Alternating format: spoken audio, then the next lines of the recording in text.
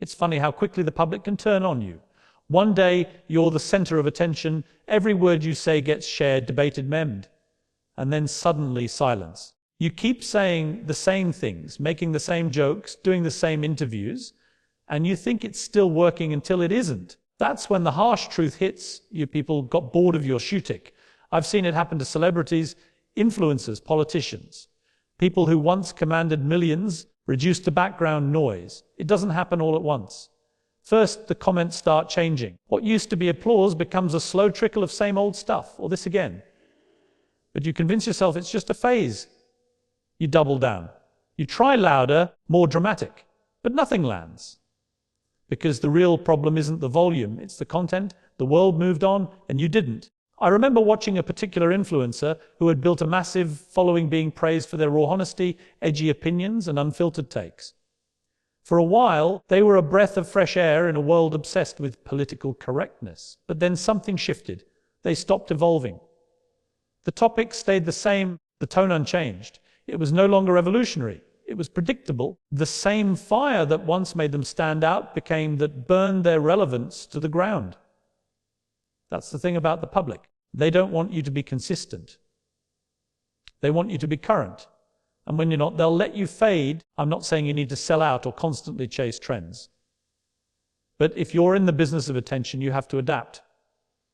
That doesn't mean betraying your values, but it does mean reading the room. Knowing when the tide has shifted, knowing when your audience is no longer laughing with you, but at you, or worse, ignoring you altogether. When people say, you've changed, they usually mean it as a bad thing. But in reality, not changing is what kills careers. Look at anyone who's lasted more than a decade in the spotlight. They've all reinvented themselves, sometimes multiple times. The style evolves, the message grows, the image refreshes. They don't just repeat their greatest hits, they write new songs. Meanwhile, others cling to what once worked. The same jokes, the same outrage, the same identity. And it's sad, really, because you can see the desperation. They keep screaming louder, hoping someone will care again. But the truth is, people didn't stop listening because you got quieter. They stopped because you stopped saying anything new. The public is hungry and attention is currency. You don't get to keep your seat at the table just because you once sat there. You have to earn it again and again. And that means you have to grow. If your content feels like DJ, your audience will tune out. If your message feels dated, they'll look for someone more relevant. There's always someone newer, fresher, sharper around the corner. That's the game. And if you're not ready to play, you'll be left behind. I've also noticed how people try to blame the audience. Oh, people are just too sensitive now. They don't appreciate real talk anymore. No, they just don't appreciate recycled talk. There's a difference. You can still be bold, still be real, but you have to be new. You have to bring a fresh take, a deeper insight, a stronger voice. If you're not growing, you're dying. Even controversy gets old. Shock value has a shelf life. You can only play the villain card so many times before people realize it's just part of your act. They stop reacting. They stop caring. And the moment they stop caring, you're done. It's not hate that kills you. It's indifference. You see, relevance isn't about being liked. It's about being listened to. And to be listened to, you need to say something worth hearing. Something different. Something real. You can't just stream the same script and expect applause. You have to evolve every single time. It's not easy. Reinvention takes work. It means looking in the mirror and asking, is what I'm doing still landing? Am I still bringing value? Or am I just comfortable with the attention I used to get? I've learned that the audience is smarter than most people think. They can smell authenticity. They know when you're coasting. They know when you're faking passion. And they know when you're trying too hard. You can't trick them. You can only respect them by showing up with something real. I've had moments myself where I thought, and maybe I've said this too many times, maybe this story's over. And that's when I knew I had to shift. Imagine. Speak from a new angle. The worst thing you can be in this game is stale. And that's what it all comes down to. The public doesn't hate you. They just moved on. They're not mad. They're bored. And boredom is worse than anger because it means they've already forgotten what made you worth watching in the first place. So if you're feeling like the world stopped listening, don't shout louder. Don't point fingers. Don't blame cancel culture or woke mobs or the algorithm. Ask yourself, am I still relevant? Or am I just repeating myself, hoping nobody notices? Because if the answer is the latter, you already know why the applause stopped. And maybe, just maybe, it's time to switch it up. It doesn't happen overnight. One day, everything you touch turns to gold. Your posts go viral, your name trends, every interview gets clipped and reposted with fire emojis in the comments. And then something shifts. Suddenly at first. Fewer likes, shorter engagement, people stop quoting you. You still say the same things, still stand for the same ideas, but now it just echoes. That's the quiet heartbreak of relevance slipping through your fingers. I've seen it happen in real time. I've felt it too. The decline isn't a crash, it's a slow fade. You convince yourself you're just in a dip, a dry spell. The algorithm's broken. You say, people are distracted. But deep down, there's a part of you that knows the spotlight has moved on. The truth is, staying relevant is one of the hardest things in today's world. Attention is brutal. The internet doesn't care how big you were at. It only cares how interesting you are right now. It's like a giant arena, and every minute, someone new walks in.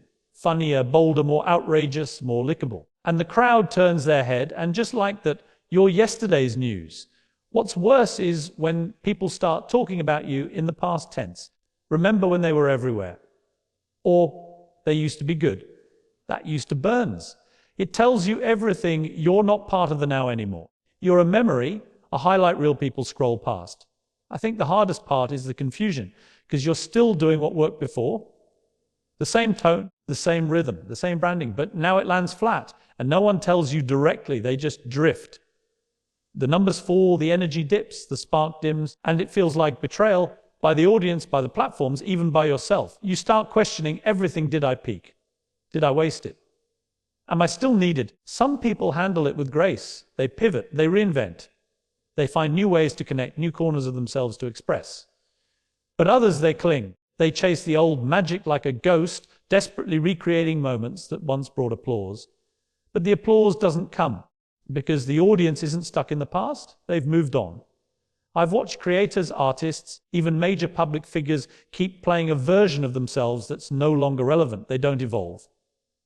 They assume what once worked always will. But relevance isn't a tattoo. It's temporary. It needs fuel. It needs change. You can't just press replay and expect the same reaction. People grow. Culture shifts. And if you're not paying attention, you get left behind. And yet, it's tempting to blame everything else. The algorithm, the fans, cancel culture. But most of the time, it's not sabotage. It's stagnation. The audience isn't cruel. They're just honest in ways we don't like. They're telling you silently, ooh, this isn't hitting anymore, and that hurts. But it's also the only feedback that matters. I remember one creator who used to dominate every platform. Every video was a hit. Every tweet was a headline. But over time, they stopped evolving. The style stayed frozen, like a statue in a changing world. And now, the numbers are a shadow of what they were. The voice, once powerful, is now background noise. It's not that they got worse. They just didn't grow. And the world moved forward without them. Popularity isn't just being loud or dramatic. It's about resonance. It's about tapping into something people feel right to you now. And when you stop doing that, when your voice no longer reflects the moment, people stop listening, not out of hate, just out of disconnection. And it can happen to anyone. Fame isn't immune to time. Even legends get forgotten if they stop showing up in meaningful ways. Look at musicians who release the same sound over and over again, hoping lightning will strike twice. Or politicians who repeat slogans that used to fire people up, only to be met with apathy. It's not about how strong you are, it's about how flexible you are. In today's world, you have to reinvent without losing yourself. That's the balance. You don't betray your core, you just refresh your delivery. You adjust your rhythm. You find new angles. You read the room. Because when you assume your name alone is enough, that's when you start fading. And fading is cruel. It's not a dramatic fall. It's being slowly replaced. Quietly forgotten. Watched without being heard. It's your followers still being there, but emotionally checked out. It's posting something you thought was genius and getting silence. That silence is louder than hate. It's indifference. And indifference is the real killer of relevance. So if you're feeling it, if you're noticing the decline, the worst thing you could do is pretend it's not happening. Don't just keep pressing play on the same formula. Don't beg for nostalgia. Instead, ask the hard question, A, what does my audience need now that they didn't need before? E, what haven't I said? What haven't I shown? Because if you can answer that, and answer it honestly, there's still hope. Decline isn't final. Relevance can be regained. But only if you're willing to grow. Only if you're humble enough to admit when the old tricks aren't working. I've seen people bounce back. I've seen people redefine themselves, build a second act even more powerful than the first. But it only happens when they stop blaming others and start doing the work. So if you're feeling that slip, don't panic. Don't spiral. But don't stay still either. Relevance isn't lost. It's just waiting for your next move. There was a time when gimmicks worked. Loud stunts, over-the-top headlines, fake drama, all of it used to grab attention. And for a while I played along. We all did, because it worked. Shock sold. Outrage clicked it. But something shifted. People started to see through it. And when they did, the curtain fell. That's when I realized in a world full of noise, authenticity became the rarest and most powerful currency. Audiences today are tired. Tired of being tricked. Tired of being baited into watching something with no real value. They've been burned too many times by fake emotions, rehearsed reactions, staged arguments. They've developed a radar for what's real and what's just performance. And if they sense even a hint of insincerity, they're gone. Not mad, just done. That's the thing no one tells you when you're starting out. Attention is easy, trust is hard. And once you lose trust, there's no gimmick that can win it back. You can pull all the stunts you want, but if your audience doesn't believe you, it's over. Because belief is everything. I've sat across people who built entire brands on spectacle. Every post had fire. Every video had clickbait. They leaned hard into controversy, not because they cared about the issue, because they knew it would spark reaction. But that kind of strategy has an expiration date. You can only cry wolf so many times before people stop running to see what's happening. What people want now is something real. A real opinion. A real story. A real moment where someone isn't trying to go viral. They're just trying to speak the truth. That's what cuts through. That's what makes someone stop scrolling. Because it's not polished. It's not perfect. But it feels honest. And that feeling, you can't fake it. I used to think being bigger, louder, more dramatic would make people care. But I've learned it's not volume that moves people. It's vulnerability. It's honesty. It's showing up without the mask. And that's scary, because when you drop the gimmicks, there's nowhere to hide. It's just you, your voice, your thoughts. And you have to ask, is that enough? For a lot of people, it isn't. That's why they keep clinging to the act. They wear a persona like armor, thinking it'll protect them from rejection. But what they don't realize is that armor also blocks connection. You can't reach people through a character. You have to meet them as a human being. And here's the twist. Being authentic doesn't mean being perfect. In fact, perfection is the enemy of authenticity. People don't relate to flawless. They relate to flaws, to moments where you admit you were wrong, or scared, or unsure. That kind of honesty is magnetic. It makes people lean in, not because you impressed them, but because you showed them something true. I've watched interviews go viral not because of the guest's fame, but because of one raw moment, a pause, a crack in the voice, a tear that wasn't planned. That's what sticks. That's what people remember. Not the sound bites, but the soul. We're living in a time where content is endless. Everyone is posting. Everyone is performing. And in that sea of performance, the most rebellious thing you can dob is be real. Say what you actually think. Admit what you actually feel. That's what sets you apart. I've made the mistake before, thinking I needed to exaggerate to keep people watching. But the truth is, the strongest moments I've ever had weren't the loudest. They were the quiet ones, the honest ones, the ones where I said something that wasn't scripted or safe. It was just you, me. And those moments connected deeper than any gimmick ever could, because people can sense it. They know when something's off. They may not always articulate it, but they feel it. And the moment you lose that emotional trust, no amount of editing or marketing can save you. You become just another voice in the background. Empty noise. So why do so many keep faking it? Because being real is risky. When you're real, you can be rejected, for who you truly are. And that's a different kind of pain. It's safer to fail as a character than as yourself. But here's the true thing. If people love the gimmick, you'll always have to keep performing. But if they love the real you, you're free. You're free to grow, to change, to evolve. You're not trapped in a brand. You're not boxed into expectations. You get to be a full person. And that freedom, that's worth more than 1 million fake followers. It's not easy. Being authentic means sometimes you'll say things that aren't popular. You'll stand alone. You'll take hits, but you'll sleep at night knowing you showed up as yourself. And that kind of peace is rare in this business. So if you're wondering why your content isn't landing like it used to, ask yourself, am I being real? Or am I just putting on a show? Because the audience knows, and they always know. And the only way to earn their respect and keep it is to tell the truth. No gimmicks, no games, just you. That's what they want. That's what we all want. And the moment you give it to them, they'll listen. Maybe not with a standing ovation, but with something better, real, lasting connection. And in the end, that's what matters most. It creeps in quietly. You don't even notice it at first. You're just surrounding yourself with people who get it. People who think like you, speak like you, believe what you believe. It feels good, comfortable, safe. But then something shifts. Suddenly, every opinion you hear sounds like your own. Every headline confirms what you already believe. Every disagreement feels like an attack. That's when you're realizing you're in an echo chamber. And it's dangerous. I didn't see it happening to me either.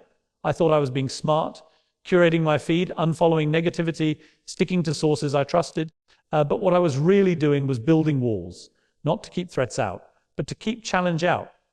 And once you're in that space, truth becomes distorted. You stop learning. You stop, question, repeat. What scared me most was how right I felt all the time.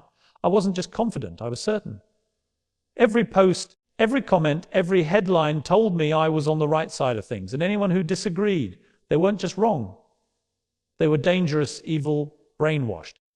That's the real trap of the echo chamber. It doesn't just boost your beliefs. It dehumanizes the people outside them. I've seen smart people fall into this, people I respected. They started off curious, thoughtful, open, but then they found a community, a tribe, and it felt so validating that they stopped listening to anything else.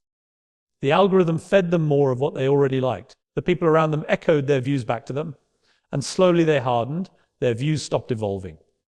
Their empathy disappeared, and their world shrank. And it's not just online. It happens in families, churches, universities, even workplaces. People cluster together and reinforce each other's thinking, not because they're bad people, but because it's human nature. We all crave belonging. We all want to be affirmed. But when affirmation becomes insulation, that's when the danger begins. I remember getting into a debate once. Nothing explosive, just a conversation that challenged something I'd believed for years. And I was rattled, not because the other person was aggressive, but because they made sense. For the first time, I realized I hadn't actually tested my opinion. I just repeated it over and over, inside my circle, inside my comfort zone. That moment was humbling, and it made me wonder, how many of my beliefs are just borrowed from the people around me. Living in an echo chamber tricks you into thinking your worldview is universal, that everyone should think the way you do. So when you finally encounter resistance, it doesn't just feel confusing, it feels threatening. And instead of leaning in with curiosity, you get defensive, you double down. And the wall grows higher, but here's the truth: no one wants to admitting being challenged is good for you. It sharpens your thinking, it reveals your blind spots. It forces you to separate what you believe emotionally from what holds up logically. And most of all, it makes you more human. Because when you listen to someone who sees the world differently, not just to refute them, but to understand, you grow, you expand. The echo chamber robs you of that. It convinces you that growth is betrayal, that asking questions makes you weak. But in reality, asking questions is the strongest thing you can do. It takes courage to say, I might be wrong. It takes maturity to say, let me hear the other side. And look, I'm not saying every opposing view is valid.